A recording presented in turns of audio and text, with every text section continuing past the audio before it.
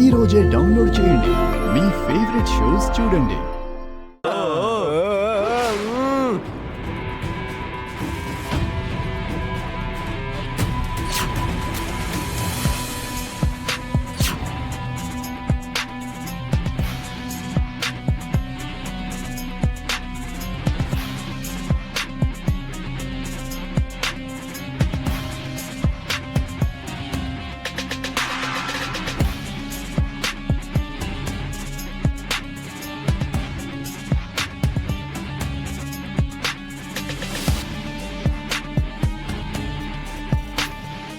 ఏముంది ఇందులో?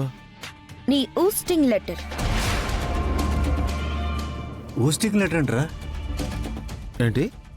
షాక్ అయ్యావు కదా, కానీ నువ్వు విన్నది కరెక్టే. నిన్ను ఈ జాబ్ నుండి, ఈ ఫ్యాక్టరీ నుంచి పర్మనెంట్ గా తీసేస్తూ ఇస్తున్న ఊస్టింగ్ లెటర్ ఇది.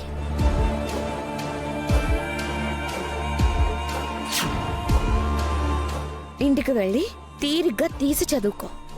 వెళ్ళు. హలో హలో, నేను ఈ ఫ్యాక్టరీలో యూనియన్ మెంబర్ని. నన్ను తీసేయాలనుకుంటే చాలా రూల్స్ ఉన్నాయి, తెలుసా నీకు?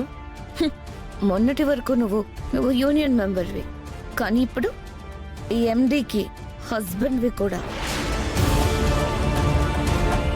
ఈ కంపెనీ రూల్స్ ప్రకారం వైఫ్ అండ్ హస్బెండ్ ఇద్దరిలో ఒక్కరికే ఈ కంపెనీలో జాబ్ చేసే అవకాశం ఉంది. అందుకే జిఎం హోదాలో ఉన్న నిన్ను జాబ్లో నుంచి తొలగించేస్తున్నా. అలా ఎలా తీసేస్తారని నాకు అర్థం కాదు. వెంకీ భయం తీయడానికి మేము ఒప్పుకోం.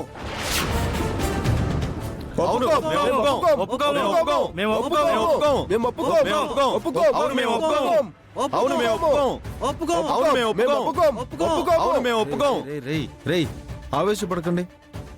ఇది ఫ్యాక్టరీ గొడవ కాదు, మా ఫ్యామిలీ గొడవ. దీన్ని ఎలా క్లియర్ చేసుకోవాలో నాకు బాగా తెలుసు.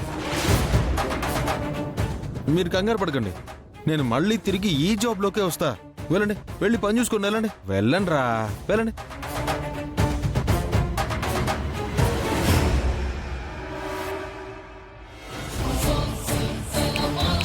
Hello mister pakodi. కోడికలాగా నేను ఈ జాబ్లో నుంచి పీకేసా కూడా మళ్ళీ వస్తాను అని అంత కాన్ఫిడెంట్ గా చెప్తున్నా? నువ్వు పీకేయడానికి వెంకీగాడు ఈకో తోకో కాదే, నా చిట్టి చకోడి. ఏయ్, చకోడి అండి. Call me madam. Madam. Madam జాబ్లో నుంచి తీసేశాను అని చెప్పాక కూడా మేడం అని ఎందుకంటానే? నేను ఇప్పుడు ఏమైనా అనే ఫ్రీడమ్ నువ్వే ఇచ్చావు కదా. Get out. గెట్ అవుటా? నువ్వు నన్ను గెట్ అవుట్ అన్నంత ఫాస్ట్ గా మళ్ళీ గెట్ ఇన్ అవుతా. కాస్కో. అది నీ తరం కాదు. తరం దాకా ఎందుకు లేవే నా తాటి బెల్లం ముక్క. అటు చూడే, ఆ చిన్న ముళ్ళు ఒక 3-4 రౌండ్లు వేసేలోపు గెట్ అవుట్ అన్న నువ్వే గౌరవంగా నా చేయి పట్టుకుని తిరిగి నన్ను జాబ్లోకి తీసుకొచ్చేలా చేస్తా. వస్తా, మళ్ళీ వస్తా.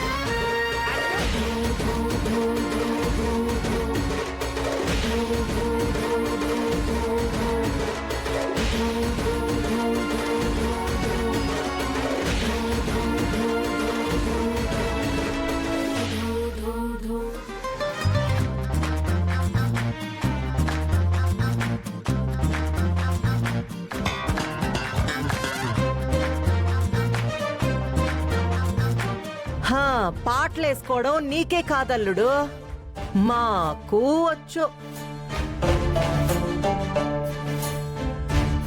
ఏందబ్బి, నా కూతురి కన్నా ముందే ఆఫీస్కి ఎగేసుకొని పోయి అంతలోనే గోడ కొట్టిన బంతిలా ఎట్టా ఇంటికొచ్చి పడినావేంది? ఏంది, ఏం సప్పుడు చేయట్లేదు? ఓ, ఉద్యోగం ఊడిపోయినదా? ఓహో, ఇందులో నీ ఇన్వాల్వ్మెంట్ కూడా ఏడ్చిందా అత్త? చెప్తా.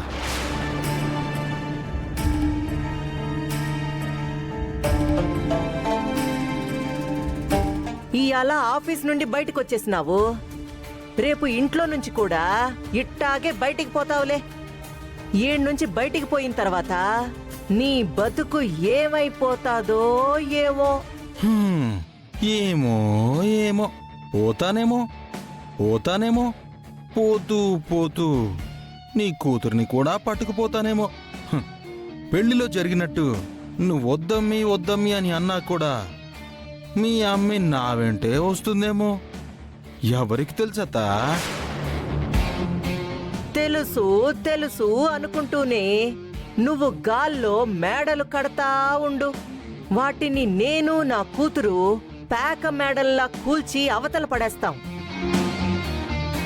హా, నువ్వు ఎన్ని కథలు పడినా నా ఆలోచన ముందు అవి గాలి తుంపర్లే అని గుర్తుపెట్టుకోవాలుడు. నువ్వు ఎన్ని శపథాలు చేసినా, ఎన్ని ప్రగల్భాలు పలికినా అవన్నీ కాలువలో పిత్త పరిగలే. నా ముందు కుప్పిగంతులెయ్యాలని చూసినా, తోక జాడిస్తానన్నా ఇటువంటి పరిణామాలే ఎదురవుతాయల్లుడు. నేను శక్తి అయితే నా కూతురు పరాశక్తి. నీ మొహం చూస్తా ఉంటే ఫ్యాక్టరీలో నా అమ్మి నీకు నీ మనసుకి ఎంత లోతుగా గాయం చేసుండాదో స్పష్టంగా తెలుస్తా ఉండాది. ఇక నుంచైనా ఒళ్ళు దగ్గర పెట్టుకొని ఇంట్లోనే పడుండల్లుడు. ఇల్లరికం వస్తానని ఒప్పుకున్నంత ఈజీ కాదు ఇల్లరిక పల్లుడిగా ఉండడం అంటే. నాలాంటి జగముండి దగ్గర ఉండడం అంటే నిల్చున్న చోటే 3 చెరువుల నీళ్లు తాగినంత కష్టం, 7 సముద్రాలు ఈదినంత నరకం. అత్త, మనవడా, ఏంటి మనవడా, ఫ్యాక్టరీ నుంచి అప్పుడే వచ్చేసావు? జిఎమ్ నా పెళ్ళామే కదా అని ఇంట్లో ఆడినట్టే ఆఫీసులో కూడా పరాచకాలు ఆడకూడదని నీ మనవడికి బాగా తెలిసొచ్చుండాది నాయనా. ఇంట్లో అయినా ఇంగ్లాండ్లో అయినా నీ కూతురు నాకు పెళ్ళామే, దానికి నేను మొగున్నే అత్తా.